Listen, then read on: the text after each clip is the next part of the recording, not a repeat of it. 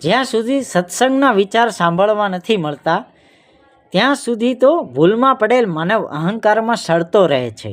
જ્યારે જ્ઞાન થાય છે કે આજે રાજ છે, મૃત્યુ થયા પછી ગધેડો કૂતરો બનીશ તો અહંકારનું શું થશે?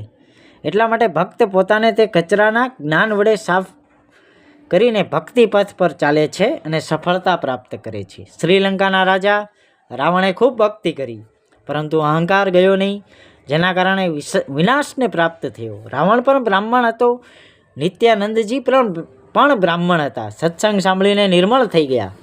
રાવણે સત્સંગ સાંભળવા ના મળ્યો, જેના કારણે જીવન વ્યર્થ ગયું અને કલંક પણ લાગી ગયો.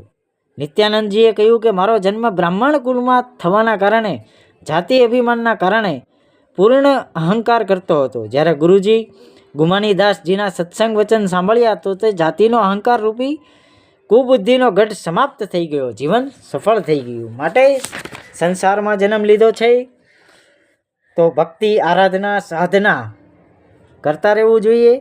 સાથોસાથ સાંસારિક જીવન પણ જીતા રહેવું જોઈએ અને હંમેશા ઇમોશનલ રૂપે ભગવાનને ભજવા જોઈએ.